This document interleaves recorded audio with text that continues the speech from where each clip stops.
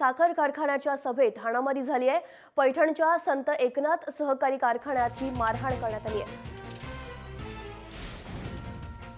सर्वसाधारण सभेत ही हाणामारी झाली आहे। शेतकरी नेते जयाजीराव सूर्यवंशी यांना मारहाण करण्यात आली आहे। आमदार संदीपान भुमरे या समर्थकांनी मारल्याचा आरोप केला जातोय।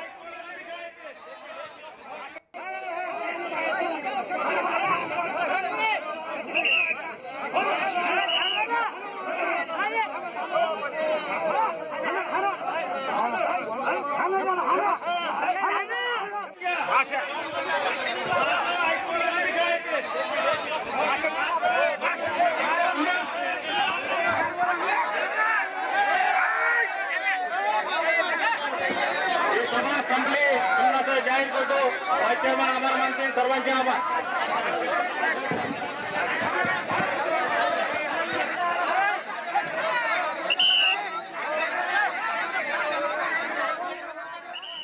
आपले प्रतिनिधी माधव सावरगावे आपल्यासोबत आहेत फोन लाईनवरून। माधव, का अधिक सांगाल?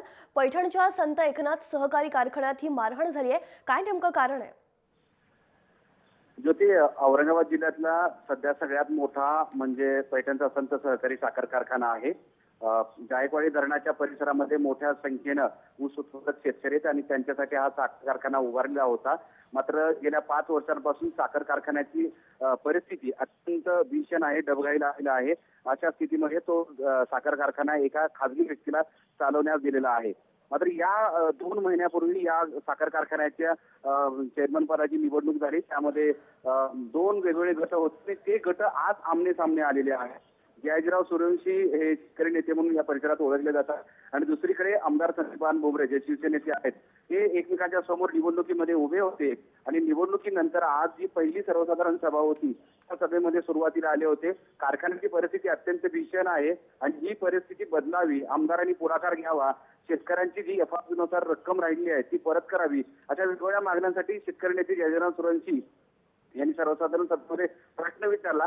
त्यावेळेस संतापलेल्या जे आमदार समर्थकांचे जे कार्यकर्ते होते, आमदार समर्थक होते, त्यांनी जयाजीराव सूर्यवंशीला मारहाण केली असं त्यांनी आरोप केलेला आहे। आपण सध्या झटापटीमध्ये बघतोय की शिवसेना नेते आणि आमदार संदीपान भुमरे यांचे समर्थक जयाजीराव सूर्यवंशी यांना मारण्यासाठी पुढे सचावलेले आहेत। जयाजीराव सूर्यवंशी यांना त्या कार्यकर्त्यांनी मारहाण केली आहे। त्यामुळे या सर्वसाधारण सभेमध्ये जी पहिली सर्वसाधारण सभा निवडणुकीनंतर पहिल्यांदा झाली होती त्यामध्ये प्रचंड गोंधळ वाढलेला आहे।